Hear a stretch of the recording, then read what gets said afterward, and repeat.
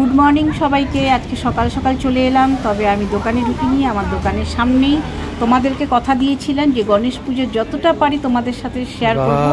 তো এইটা আমার দোকানের একদম সামনে যে বড় পুজোটা হয় সেইটা। তো এই যে দেখতে পাচ্ছ না, রাস্তা জুড়ে পুরো রঙ্গোলি হচ্ছে। এইটা সবাই এখানে অংশগ্রহণ করে।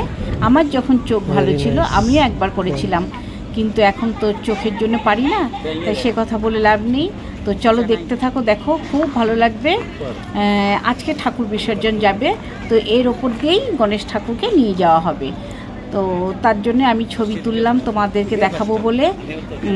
এইগুলো দেখো কি সুন্দর ভারতনাট্যম মনে হয় আঁকছে মেয়েটা, বাচ্চা মেয়ে, খুব একটা বয়স বেশি না, খুবই সুন্দর। এটা কিন্তু আমি পরে জানতে পারলাম এটা সেকেন্ড হয়েছে মেয়েটা। তো দেখো এরকম, এই যে এ হয়েছে ফার্স্ট, পরে সব জানতে পেরেছি তাই তোমাদেরকে জানাচ্ছি। এটা হচ্ছে ফার্স্ট। আর আমার দোকানের সামনে একদম সামনে যেটা করেছে ওই ভদ্রমহিলা থার্ড হয়েছে। তো যাই হোক, দেখো তোমরা, ভালো লাগবে এটা। আর আশা করি চ্যানেলটাকে তোমরা লাইক কমেন্ট করবে এবং সাবস্ক্রাইব করে দিও, কেমন? তাহলে অনেক কিছু দেখতে পাবে।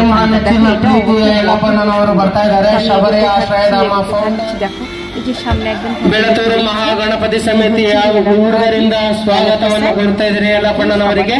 সমাজসেবক ভীষণ ভালো। করোনার সময় আমি নিজের চোখে দেখেছি ওনার সব সেবা, খুব ভালো মানুষ উনি। এবার আস্তে আস্তে আমি এই সুযোগে একটু স্টেজে উঠে গেলাম এবং আমার বজরংবলীজির সামনে দাঁড়িয়ে একটু ছবি তুলে নিলাম। গণেশ ঠাকুরকেও দেখতে পাচ্ছ, বিশাল গণেশ ঠাকুর হয়েছে এবং সামনে অনেক ছোট ছোট সব ঠাকুর রয়েছে। আমি আস্তে আস্তে নেমে আসছি। এবার যে এই যে বক্সগুলো দেখতে পাচ্ছ সব গিফট। এখানে আরও অনেকে অংশগ্রহণ করে, নানান রকম শঙ্খ প্রতিযোগিতা, উদ্বোধনী নানা রকম। তো তাদের জন্য এই গিফটগুলো। তো দেখতে থাকো, সাবস্ক্রাইব করো, লাইক করো, টাটা।